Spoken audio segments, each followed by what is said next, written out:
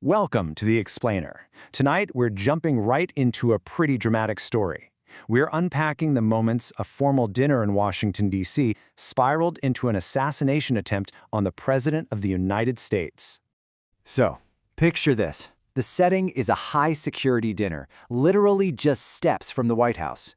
What was supposed to be a standard, formal evening, well, it turned into absolute chaos in a heartbeat. To really get a handle on what happened, we need to go inside that ballroom, to the exact moment the whole evening just completely unraveled. This timeline really shows just how fast everything went south. We go from normal to crisis in about a minute. First off, President Trump is actually at this dinner, which is a big deal in itself because he'd always skipped it before. Then suddenly there's this loud bang. At first, Trump himself thought someone just dropped a tray, but then more shots were fired and the Secret Service just swarmed the stage. They rushed him out of there so fast that he actually tripped and fell. A moment, of course, that was caught by news cameras everywhere. And listen, this wasn't just about the president. The cameras caught it all. The First Lady, the Vice President, other top officials, all of them scrambling to get away from the danger. It was just a shocking visual. You're seeing some of the most protected people on the entire planet literally running for their lives. Now, the location of this attack is also incredibly significant. As it turns out, this particular venue, it has a dark and, frankly, pretty ominous history. Okay, so the host of the event was the White House Correspondents Association. We're talking about the elite group of journalists who cover the presidency. Now, President Trump's relationship with them has been, let's just say, famously tense. That's exactly why he'd skip this dinner every other year. So his first ever appearance was already major news, even before a single shot was fired.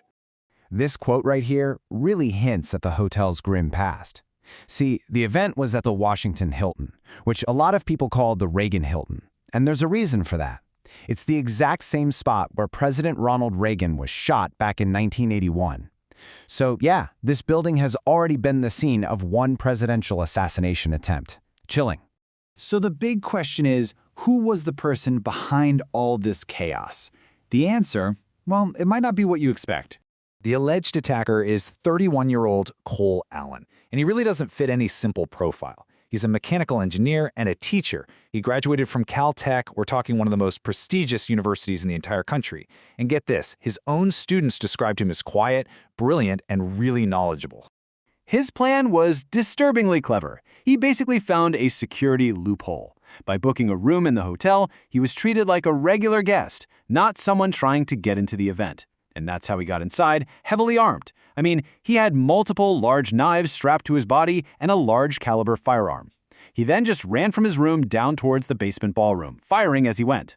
He was only stopped when a Secret Service agent intercepted him, actually taking a bullet to his bulletproof vest before other agents could tackle the guy to the ground.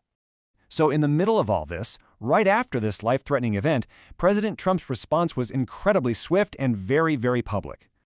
Just a short time after being evacuated to safety, Trump posted this message on social media. It was a really clear attempt to project calm, to project control. He praised the fantastic job by law enforcement and then ended with that classic line, "The show must go on."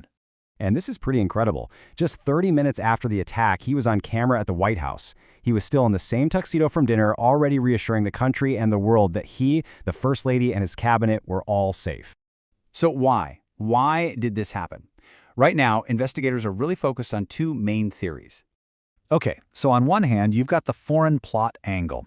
President Trump himself had recently claimed that Iran was planning to assassinate him, so you have to ask, could this attack be connected to that? Then, on the other hand, you have the domestic politics theory. It's now come out that the attacker, Cole Allen, had made financial donations to the opposing Democratic Party. And that raises a really chilling possibility that this was an act of extreme political violence stemming from America's own bitter internal divisions.